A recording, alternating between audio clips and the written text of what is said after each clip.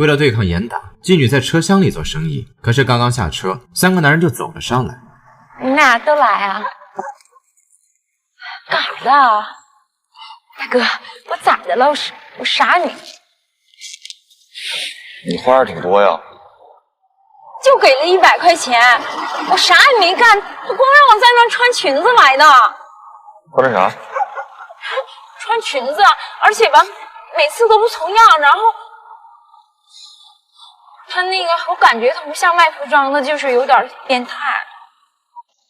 咋变态啊？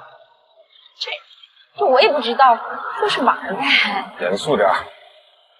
明明自己不行，他还对员工上下其手。好在老张赶来，女人也推翻了水桶。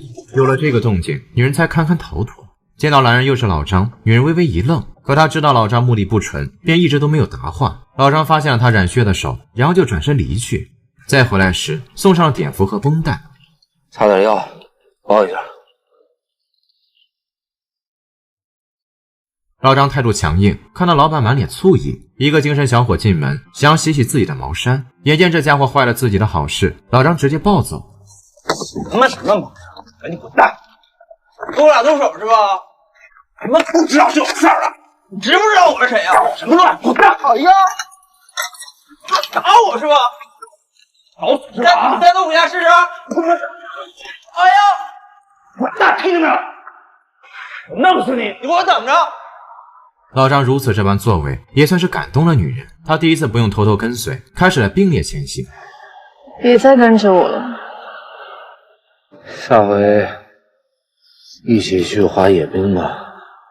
老张太过心急，直接暴露了内心。那女人转头看他，仿佛被触碰到了禁区。他心中若有所思，看着驶来的列车，仿佛是下定了某种决心，答应了老张的请求。那女人走后，王队跟了上来。他劝老张离女人远点，不要意气用事。我就是想找点事儿干，要不然也活得太失败了。老张步履蹒跚，完全就是个新人。可即便摔了10次8次，他也在紧紧粘着吴志珍。那女人闲庭信步，悠然自得。老张死死地跟着她，仿佛要抓住她的尾巴一样。女人脱离了队伍，远离了灯光。老张不舍不弃，也跟了过去。眼见四周没人，老张将女人推倒。那女人呆呆地望着天空，似乎在等待着什么。轻身一动，老张吻了上去。那女人看着别处，心里已经有了打算。你要滑哪去？冰箱还没还呢！二人打车回家，一辆大货车却跟了上来。那脖子上的冰刀，黑暗中透露着寒光。货车跟着二人，王队则跟着货车。二人去看了3D 电影，那男人也打开了车门。王队察觉到了不对，便跟了上去。站住！那男人站在那里，王队也看出了不对，亮明身份。那男人也转了过去，本想着背靠，可男人却说自己胳膊受伤，无法后背。王队妥协，便将男人正靠。可当男人转身，他直接摸向了自己的冰刀。哎，李子，抓了个嫌疑人，我这个带回去，你准备啥啊？啊？跟你换呢？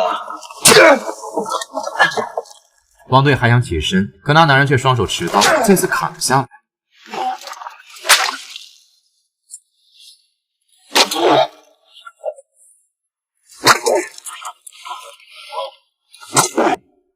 好友的失踪让老张无所适从，看着王队留下的车牌号，老张陷入了沉思。本想着当成线索追查，可他却不知道那只是个套牌车辆，但是无意之间却让他碰到了对的人。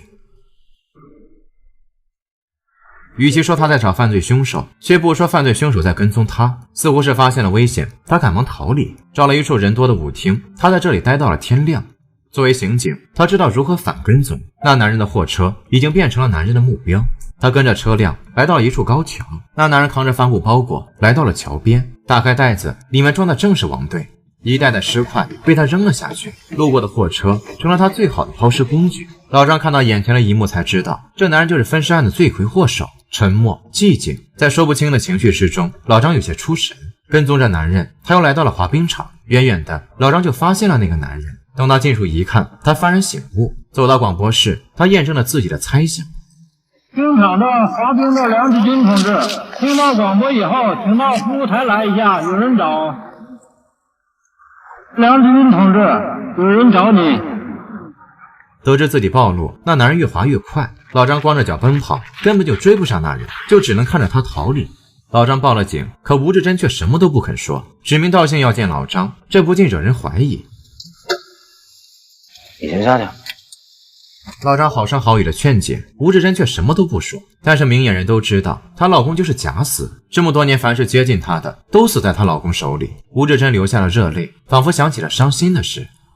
99年，他第一次抢劫就失手把人杀了。